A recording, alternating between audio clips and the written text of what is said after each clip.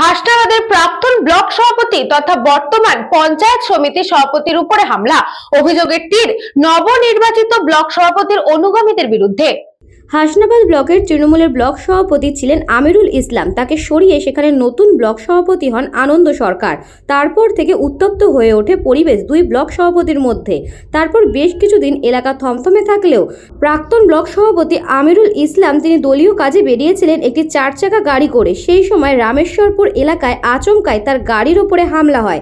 তাকে অকথ্য ভাষায় গালিগালাজের পাশাপাশি গাড়ি ভাঙচুর করা হয়। এই ঘটনার পর সঙ্গে সঙ্গে হাসনাবাদ থানায় খবর দিলে ঘটনাস্থলে আসে বিশাল পুলিশ বাহিনী। প্রাক্তন ব্লক সভাপতি আমিরুল ইসলামের অভিযোগ নবনির্বাচিত ব্লক সভাপতির অনুগামীদের বিরুদ্ধে। এই ঘটনার পর উত্তপ্ত হয়ে ওঠে গোটা এলাকা। পুলিশের হস্তক্ষেপে পরিস্থিতি সামাল দেওয়ার চেষ্টা চালাচ্ছে। অন্যদিকে যারাই হামলা চালিয়েছে তারাই এখন রাস্তা অবরোধ করে সভাপতির বিরুদ্ধে স্লোগান দিচ্ছে। তাদের দাবি, আবাস যোজনায় ঘরের নাম যাদের এসেছিল তারা নবনির্বাচিত ব্লক সভাপতির পরিচিত। তাই প্রাক্তন ব্লক সভাপতি আমিরুল ইসলাম সেই নামগুলি সেই আবাস যোজনার তালিকা থেকে বাদ দিয়েছে। কেনই বাদ দেওয়া হলো তাই তারা জানতে চেয়েছিলেন। সেখানে উভয় পক্ষের ঝামেলায় জড়িয়ে পড়ে, কিন্তু তাদের আবাস যোজনার ঘরের তালিকা থেকে নাম বাদ দেওয়া হলো। তারা তৃণমূল পতাকা হাতে নিয়ে কেন রাস্তা অবরোধ করে বিক্ষোভ দেখাচ্ছে তাই নিয়ে একাধিক প্রশ্নচিহ্ন দেখা দিয়েছে।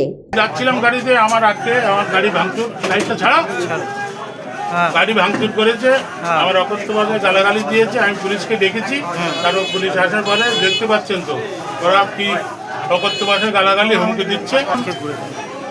কারণ আমার কিছু জানা নেই, আমি পঞ্চায়েত সমিতির সভাপতি। ওরা নতুন যে ব্লক সভাপতি আনন্দ সরকার যে তার অনুগামী লোক, এরা সবসময় আমাদের হুমকি, আমাদের উপর অত্যাচার বা আমাদের লোককে অত্যাচার করার চেষ্টা করছে। আজকে আমাকে ডাইরেক্ট, আমি হাসনাবাদ পঞ্চায়েতের সভাপতি, তো আমার গাড়ি ঘাটতি রাস্তার উপরে আমার অপমান করা, আবার কিল জল মারা, আমার গাড়ি ভাঙচুর করা করেছে। আমি হাসনাবাদ থানাকে জানিয়েছি। যারা আনন্দ সরকার অনুগামী মালিক মেম্বার আছে, মইনুল মেম্বার আছে, তার ভাইপো আছে, আবুসান আছে, এরা সবসময় ঘটনা হলে গন্ডগোল ঝামেলা মারপিট করে। কাটা হলো কেন সভাপতি, তুমি জবাব চাই, জবাব দাও। গরিমাটি ঘর কাটা হলো কেন সভাপতি, তুমি জবাব চাই, জবাব দাও।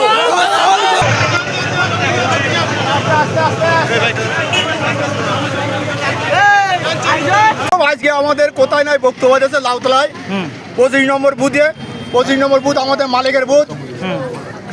সেই ঘর কাটা নিয়ে বক্তব্য, ঘর কাটা নিয়ে ডাকলাম, ডেকে ঘর কাটা নিয়ে বলছি না আমি সব করিনি, কিন্তু আমরা সব জায়গায় গিয়ে দেখলাম ওই আমিরুল সভাপতি আমাদের ঘরগুলি কেটেছে। তার জন্য আমরা আজকে এই পথে লেগেছি।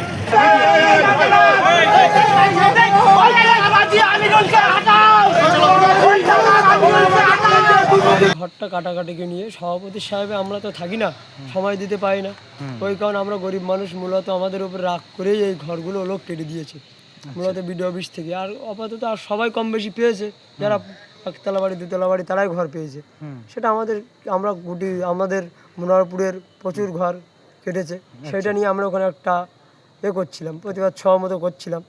সেই সময় সভাপতি সাহেব যায়, গিয়ে আমরা জিজ্ঞাসা করলে ও লোক আমাদেরকে আরো উল্টোপাল্টা বলে, উল্টোপাল্টা ঠিক করেছি, কেটেছি, তোরা পাবি না, তোরা কিসের জন্য পাস, ওইসব লোক ক্ষমতার অপব্যবহার দেখিয়েছে আমাদের। তারপরে কথা কাটাকাটি এই নিয়ে ঝামেলা, অন্য কোনো কিছুই না। ও লোক সেইটাকে একটা হাইলাইট করে এই জিনিসটাকে পাবলিসিটি করার জন্য এইটা করছিল। হচ্ছে ওনার সঙ্গে আমার যথেষ্ট সখ্যতা হৃদ্যতা আছে।